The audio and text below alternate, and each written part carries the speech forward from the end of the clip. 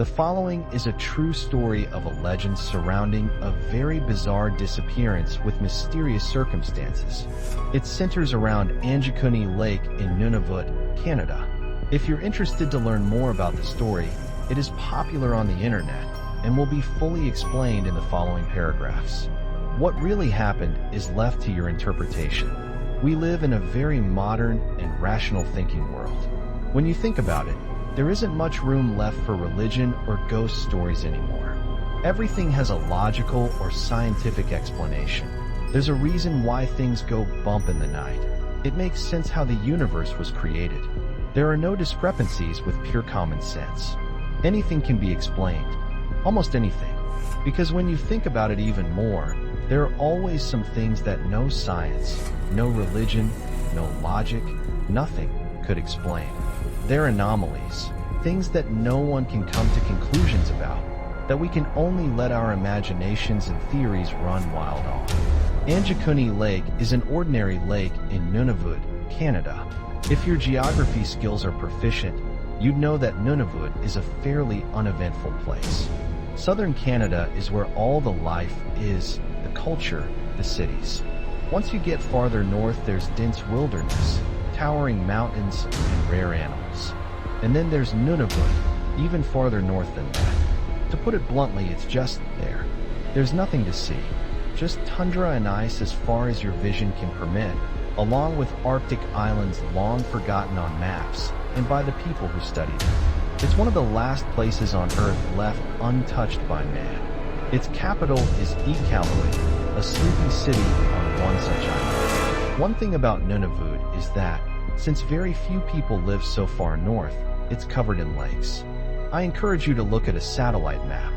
Covering the area are tiny blue specks, bodies of cold water left to freeze for most of the year and supporting meager plant life for the little summer it has.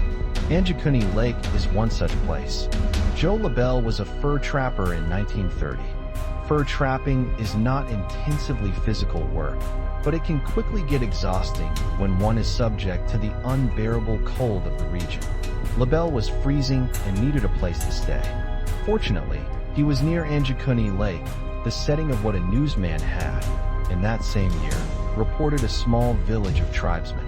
Because the area is left so untouched, tribes build igloos or small huts and call this barren land home. LaBelle searched for the hospitality. He might have trouble getting around such a tiny village with no one who spoke his language or shared cultures, but it would have to do. What LaBelle saw would be the strangest, most perplexing thing he had ever seen. LaBelle did indeed find the village, as the newsman had stated. He approached the village and immediately noticed something was wrong. The village was lacking any life at all. As he entered the village, he couldn't shake off the eerie feeling that something was amiss. He went around and saw what can only be described as supernatural. No villager, no animal, nothing alive of any sort was present.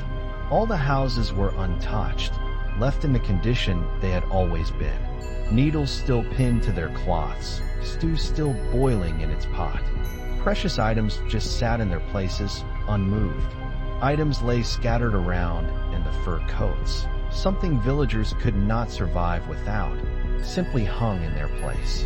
Panicked, LaBelle left the town and called for the Mountain Men, Canada's police force of the north.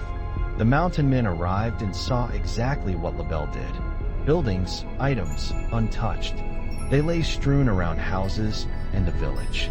It seemed as though the villagers had just stopped everything they were doing and left, without warning. But certainly no such thing could be possible, right? The group's findings only grew more disturbing. As they looked for bodies, they found some, 7 sled dogs, dead from the deep freeze and starvation. Any villager knows that he could never even hope of survival without his sled dogs. And then they found something no one, not even science itself, can explain. Graves, dug up, the bodies missing. Surrounding each of them were perfect circles of stones. No one knows what really happened to the villagers of Angikuni Lake. The mystery, it seems, can only be left to our interpretation. But there is one thing that we can confirm. Some things simply don't have a logical explanation. They are, as we simply put it, stranger than science.